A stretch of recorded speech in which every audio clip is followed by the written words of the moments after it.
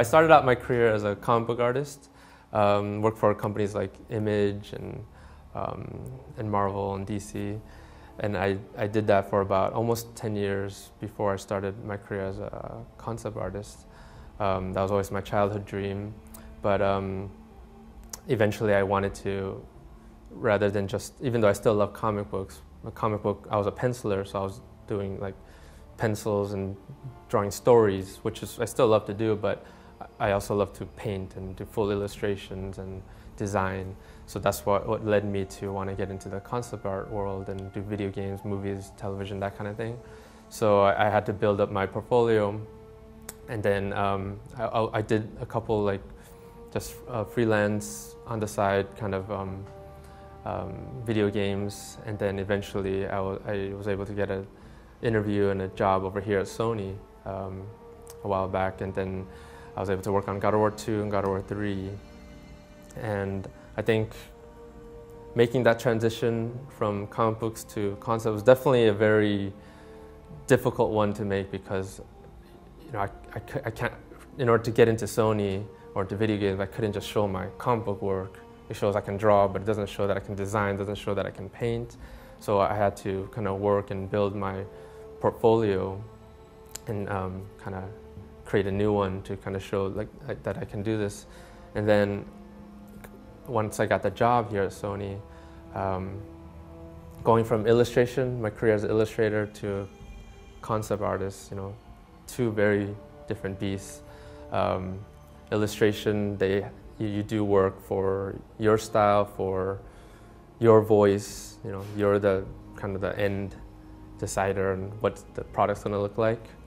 Concept artist, not so much. You're you're there to serve the project, the director or whoever's in charge of the vision.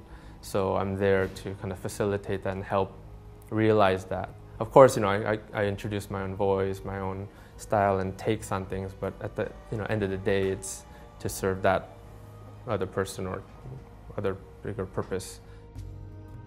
Mainly, I'm a character, creature, concept artist. I also help out with environments as well as like marketing, images, and kind of miscellaneous art needs that the studio needs for the game. But mainly I'm doing the creatures and the characters on a day-to-day basis. It varies, like how much time we get per character, but normally when they give us the character, it typically takes anywhere from 2 weeks to a month to get a whole character approved. So it's kind of a long process. It's kind of very involved, like from the initial thumbnail sketches, the ideation, to the more refining, figuring out what is the actual design, and then at the last stage is the turnarounds to give to the 3D modelers that they can actually create the character or creature. A lot of times for environments, we'll start with a set 3D base, and then we'll take screenshots of that and paint over that. But for characters, it's pretty much just 2D. Then occasionally, if it's like already been modeled, a character or creature's been modeled, and then they need some kind of like adjustment, variations on like armor or whatever for whatever reason, we have like painted over the 3D. But for the most part, the ideation concept phase, we don't really utilize the 3D. Each director has their own vision, and yet they're trying to keep with the original idea of what is God of War, but of course they have their own spin, just like a movie, with different director, they have their own spin on an established franchise.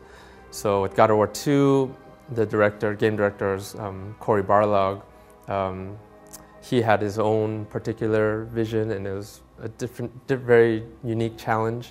The way Cory did it, you try to apply that exactly the way God of War 3. I remember I was doing that, like, 'cause you kind of get a feel of like, okay, he likes this and that kind of thing, because that is the challenge of a concept artist, to try to figure that out.